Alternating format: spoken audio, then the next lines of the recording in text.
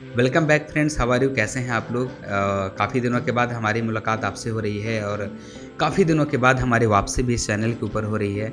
तो आप लोग को वापसी करने के साथ ही मैं कुछ गुड न्यूज़ देने वाला हूं और कुछ इम्पॉर्टेंट कुछ बातें हैं जो डिस्कस करने वाला हूं इस वीडियो में। तो चलिए, सबसे पहले हम वीडियो को स्टार्ट करने से पहले टॉपिक को डिस्कस कर लेते हैं। तो सबसे पहला जो हमारा टॉपिक आज का होगा वो है हमारा कि बेल्ट्रॉन डीईओ का ज्वाइनिंग कब से शुरू होने वाला है। सेकंड जो टॉपिक होगा वो क्या होने वाला है कि जो लोग केवाईसी किए हैं, ठीक है, तो वो कैसे समझेंगे कि हम लोग सेफ़ है या फिर कैसे समझेंगे कि अनसेफ हैं, ठीक है, इसको हम आज डिस्कस करेंगे। थर्ड नंबर का टॉपिक है कि जो लोग कैंडिडेट जो लॉगिन हो रहे हैं, ठीक है, क्या उसका कोई एडवांटेज है या फिर डिसएडवांटेज है, इसके ऊपर भी हम बात करेंगे। फोर्थ नंबर का जो टॉपिक होगा हमारा कि जो लोग बेल्ट्रॉन की बहाली प्रक्रिया जो थी 2019 से 20 में, वो लोग अगर फेल कर चुके हैं तो उनके लिए क्या एक नया सिलेबस होना चाहिए, किस तरह से वो तैयारी करेंगे और बेल्ट्रॉन क्या मतलब कि रीटाइपिंग करवाएगा या फिर री रजिस्ट्रेशन करवाएगा, इसके ऊपर भी हम डिस्कस करने वाले हैं, ठीक है। फिफ्थ नंबर का जो हमारा आज का पॉइंट है वो है कि आप लोग को इस चैनल की मदद से अब रेगुलरली, ठीक है, एग्ज़ाम की प्रिपरेशन होगी, एग्ज़ाम का सिलेबस का तैयारी करवाया जाएगा। वो आईटी से रिलेटेड कुछ भी हो सकता है, चाहे आईटी से मोबाइल से रिलेटेड हो, कंप्यूटर लैपटॉप से रिलेटेड हो, किसी भी टेक्नोलॉजी से रिलेटेड हो। एक अच्छा सा सिलेबस आपको मिलने वाला है, बिल्कुल डिटेल वीडियो में मिलने वाला है, मतलब कि काफ़ी जो भी वीडियो आएगा वो काफ़ी डिटेल में होगा, ठीक है। सो चलिए वीडियो को आगे बढ़ाते हैं। So let get started.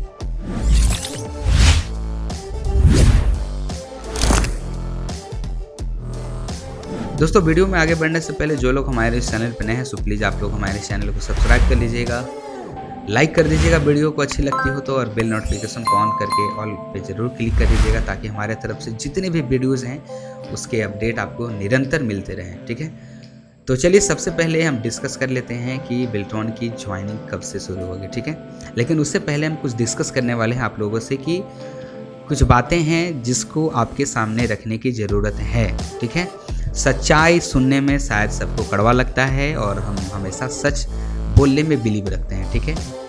आपका ओपिनियन है, हर लोग अपने अपने पॉइंट ऑफ व्यू से, सब लोग अपने अपने सोच के लिए फ्रीडम है, आप कुछ भी सोच सकते हैं, इसके लिए कोई किसी पे पाबंदी नहीं होने वाली है, नहीं होता है, ठीक है।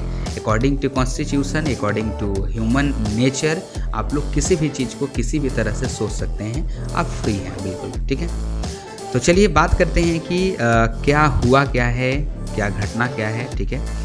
तो कुछ बेल्ट्रॉन के किसी पदाधिकारी से हमारी बात हुई थी और बात करने के दौरान काफ़ी डिस्कस हुई इस बात के ऊपर और लास्ट में ये पता चला कि बहुत सारे लोग कैंडिडेट से लेकर के कुछ मतलब कि यूट्यूब फैमिली से रिलेटेड कुछ क्रिएटर कॉल किए थे उनको, ठीक है, और या फिर कोई कैंडिडेट ही कॉल करता होगा उनके पास में और कॉल करने के बाद काफ़ी सारी जानकारी उनको दे दिया जाता होगा और उनको फाइनल कमिटमेंट समझने के बाद वो शायद ऐसा समझते हो कि ये फाइनल कमिटमेंट है, ठीक है। तो वो लोग क्या करते हैं कि उसको किसी भी सोशल मीडिया के ऊपर उसको पब्लिश कर देते थे वीडियो की मदद से या फिर अपने ग्रुप की मदद से कहीं भी पब्लिश कर देना। तो वो इस बात को डिनाई कर दिए हमें खुद इन्फॉर्मेशन देने के लिए कि सर हम किसी भी इन्फॉर्मेशन को कॉल या फिर किसी भी रिटेन में किसी भी तरह से पर्सनली किसी को भी हम ये बात नहीं कहेंगे, ठीक है, क्योंकि कोई भी लोग हैं वो वीडियो की मदद से पब्लिश कर दे रहे हैं, हमारे पद का गरिमा नहीं रख रहे हैं, मतलब डिजिग्नेशन का वैल्यू नहीं दे रहे हैं, ठीक है। तो इस बात पे मैं एग्री किया और बोला कि नहीं, ये तो बात सही है, ये ऐसा नहीं होना चाहिए। अगर कोई भी लोग अगर किसी भी पदाधिकारी से बात करते हो तो प्लीज़ उनका कॉल रिकॉर्डिंग आप मत कीजिए, करते भी हो कोई दिक्कत नहीं है, आप अपने तक रखें या कुछ अपने सेपरेट सर्किल तक ही रखिए, ठीक है, क्योंकि उनके डिजिग्नेशन का जो एक रेपुटेटेड पर्सन होने के बाद अगर ऐसा उनके साथ करेंगे तो किसी के साथ ये अच्छा नहीं लगता है। उनके साथ भी ऐसा लगा तो, लेकिन फिर भी हमारे पास में जो इन्फॉर्मेशन मिली है वो मैं आपके सामने साझा करने वाला हूँ, ठीक है। तो बेल्ट्रॉन की जो ज्वाइनिंग प्रक्रिया है बिल्कुल नवंबर से शुरू होने वाली है इलेक्शन के रिजल्ट के बाद में, ठीक है। उसके बाद में कब कितना ये सिलेक्शन होगा, कितने बच्चों का होगा, इसमें कोई कमिटमेंट हमारे द्वारा या फिर किसी भी ऑफिशियली अभी तक अनाउंसमेंट नहीं हुआ है, ठीक है, और ऐसा होता भी नहीं है इसके पहले, ठीक है।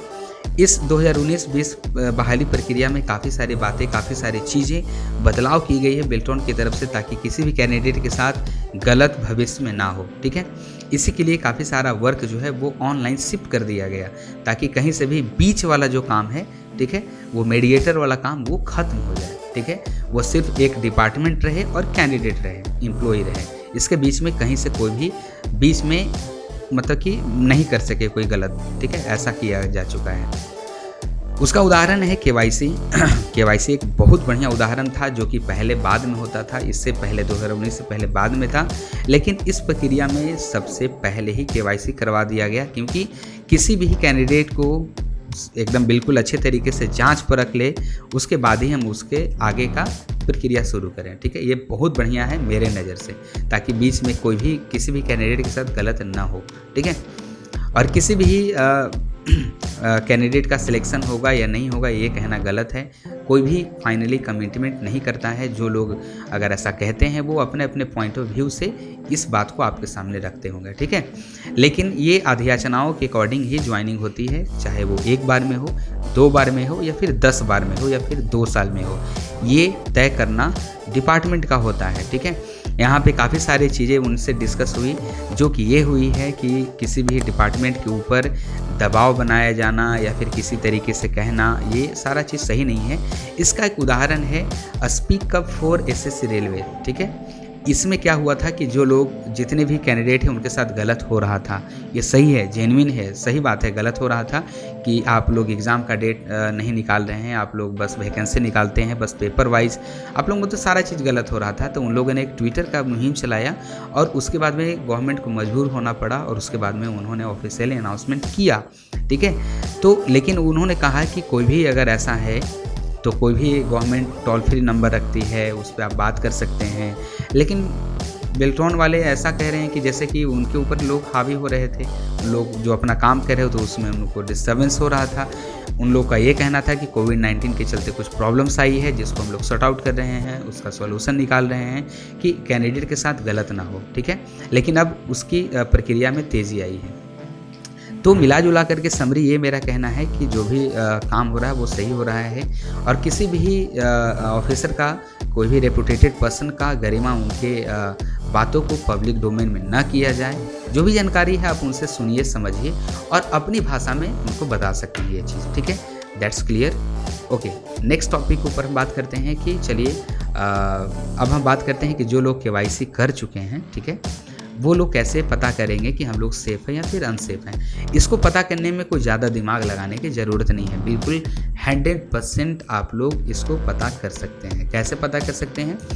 जो लोग अगर आप चाहते हैं कि एक बार ट्राई करना, कि देखना चाहते हैं, तो आप लोग एक काम करेंगे, आप लोग अपना जो अनडिप्लॉयड कैंडिडेट के ऊपर है, आप लोग वहाँ जाना है, सारा डिटेल फिल करना है और OTP के ऊपर गेट OTP पे क्लिक करना है। अगर वहाँ पे लिखता है कैंडिडेट इज़ ऑलरेडी रजिस्टर्ड, तो आप लोग समझ लीजिए कि आपका KYC हो चुका है, ठीक है।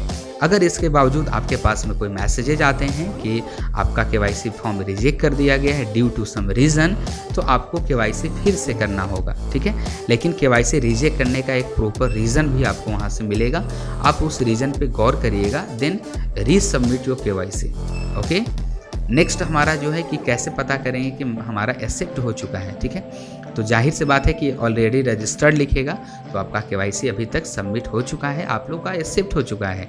रिजेक्ट का मैसेज आना मतलब कि आपको इन्फॉर्म करना कि आपका कहीं ना कहीं मुश्किल में है फॉर्म, आप लोग उसको सुधार लीजिए, ठीक है, और आप लोग उसको सुधार कर लीजिए। यहाँ पे अभी तक डिले हमारे कैंडिडेट में हो रहा है, डिपार्टमेंट से डिले यही हुआ कि लॉकडाउन में कोविड-19 के चलते जो प्रोसेस स्टार्ट था उसमें सॉफ्टवेयर जो डेवलप हो रहा था उसमें प्रॉब्लम हुआ, ठीक है, इसके चलते। लेकिन अगर सब चीज़ सही होता तो 110% ज्वाइनिंग अप्रैल से मई महीने में स्टार्ट हो जाता। नेक्स्ट टॉपिक के ऊपर बढ़ते हैं कि कुछ लोगों का कहना है कि अभी के दौरान अभी काफ़ी ये सारा पता चल रहा है, कुछ कैंडिडेट का हम भी ट्राई किए हैं कि कैंडिडेट लॉगिन हो रहे हैं, ठीक है।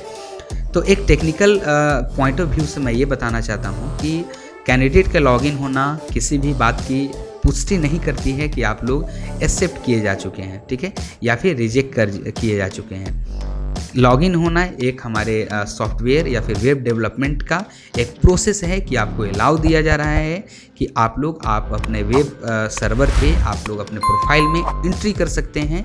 और एंट्री करने के बाद में ये पता उन लोगों को चलता है कि हमारा जो वेब का जो बैंडविड्थ है, यूज़र का एक प्रोफाइल है, वो किस तरीके से हम लोग प्रिपेयर करें। ठीक है, ये उनका वर्क चल रहा है लॉगिन करवाना। ठीक है, ये आप लोग टेंशन नहीं लेना है। लॉगिन होना ना होना किसी भी बात की पुष्टि नहीं करता है। ठीक है, कि आप लोग रिजेक्ट हैं या फिर एक्सेप्ट हैं। अगर रिजेक्ट होगा तो प्रॉपर वे में मैसेज आने वाला है, एक्सेप्ट होगा तो आप लोग बिल्कुल निश्चिंत रहिए। ठीक है, ओके। तो इससे कोई कहीं पे कुछ घबराने की ज़रूरत नहीं है, बिल्कुल निश्चिंत रहिए, घबराइए नहीं, बिल्कुल सबका ज्वाइनिंग होगा, घबराने की कोई ज़रूरत नहीं है। देर से होगा दुरुस्त होगा, बिल्कुल सही बात है। ठीक है, तो चलिए नेक्स्ट टॉपिक के ऊपर बात करते हैं। नेक्स्ट हमारा जो है कि 2019 से 20 तक की बहाली प्रक्रिया में जितने भी लोग मतलब कि फॉर्म भरे थे, जो पास कर गए हैं वो 7311 फाइनल कैंडिडेट हुए। जो लोग पास नहीं किए थे उनके लिए अब फिर से हमारे तरफ से, हमारे चैनल की तरफ से एक सही पैटर्न पे आप लोग का प्रिपरेशन शुरू कर दिया गया है। ठीक है, उसके लिए वीडियो धीरे धीरे अपलोड हो जाएगी, आपको पता चल जाएगा। आप लोग सब्सक्राइब करके रखिएगा चैनल को, आपको पता चलेगा। हमारे चैनल से जुड़ करके रहिएगा, दोस्तों तक शेयर कर लीजिएगा, और उसके साथ में एक अच्छा प्रिपरेशन होने वाला है। ठीक है, तो इससे पहले 2019 से पहले क्या एक बिल्ट्रॉन का जो एक प्रोसीजर था, एक सिलेक्शन का या फिर अपना रिक्रूटमेंट का, कि किस तरीके से उन लोग का होता था कि कोई भी कैंडिडेट डाटा एंट्री ऑपरेटर के लिए अगर पद के लिए अगर वहाँ पे फॉर्म भरते हैं तो उनको 3 बार चांस दिया जाता था अगर आप फेल करते हैं तो। ठीक है, तो 3 बार आपको चांस दिया जाएगा। उसके बाद में आपको जो टर्म एंड कंडीशन के हिसाब से आप लोग को पास करना है। ठीक है, उसके बाद आपकी ज्वाइनिंग होगी। ठीक है, लेकिन इस बार काफ़ी प्रक्रिया चेंज हुई है, जो कि आपको री रजिस्ट्रेशन की प्रक्रिया से गुजरना होगा। ठीक है, अब उसमें रही बात कि आपको फी वहाँ पे अलाउ किया जाएगा या नहीं, वो बात की बात है, आगे ऑफिशियली उसका अनाउंसमेंट किया जाएगा। ठीक है, लेकिन आपको प्रिपेयर होकर के पहले से रखना होगा, चाहे टाइपिंग में हो या फिर आपको रिटेन में हो। ठीक है, तो नेक्स्ट हमारा जो टॉपिक है ही आपके लिए बिल्कुल सिलेबस से रिलेटेड है। ठीक है, और आपके एग्ज़ाम प्रिपरेशन से रिलेटेड है कि हमारा जो अगला टॉपिक है वो एग्ज़ाम प्रिपरेशन कैसे हम लोग करें। ठीक है, तो एग्ज़ाम प्रिपरेशन करने के लिए काफ़ी बिल्कुल अच्छे कोर्स आ रहे हैं, अच्छे मतलब कि एक वीडियो आएगी जिसमें समझिए कि वो कोर्स ही आपके लिए होगा। बिल्कुल जीरो लेवल से स्टार्ट करेंगे हम और बिल्कुल एडवांस लेवल पे धीरे धीरे हम अप लेवल पे लेकर के आपको जाने वाले हैं। और बिल्कुल ऐसा वीडियो होगा जिसको देख करके कोई एक बच्चा भी उसको समझ सकता है, एक मतलब कि बिगिनर लेवल का भी कैंडिडेट उसको समझ करके मतलब उसको आप फॉलो करके आप एग्ज़ाम को बिल्कुल क्रैक कर सकते हैं। चाहे वो एग्ज़ाम टेक्निकली किसी भी सेक्टर का हो, बिल्ट्रॉन का हो या फिर किसी अदर भी डिपार्टमेंट का हो, वो आप क्रैक कर सकते हैं बिल्कुल। ठीक है, उसके लिए मतलब कि आपको कुछ नहीं करना है, हमारे चैनल से जुड़े रहना है। ठीक है, और निरंतर ये पूरा समरी अगर वीडियो का मिला दिया जाए तो ये हमारा एक वीडियो आपके लिए आज के वीडियो के लिए एक हमारा इंट्रो वीडियो था जो हम आए हैं, इसका प्रमाण हम आपको दे रहे हैं। और इस वीडियो में काफ़ी सारी जानकारी है जो आपको मिली होगी। अगर जानकारी मिली है तो आप लोग हमें कमेंट करिएगा, वीडियो अच्छी लगी तो लाइक करिएगा। ठीक है, नेक्स्ट किस सब्जेक्ट के ऊपर हम वीडियो बना सकते हैं, आप लोग ये बात भी कमेंट कर सकते हैं। लेकिन हमारे तरफ से जो शेड्यूल है वो बिल्कुल आपके लिए वीडियो आएगी ही आएगी। ठीक है, तो अभी तक आप अपना बहुमूल्य समय देने के लिए आपका बहुत बहुत धन्यवाद। मिलते हैं ऐसे ही नेक्स्ट और वैल्यूएबल कंटेंट के लिए अगले वीडियो में, तब तक के लिए गुड बाय।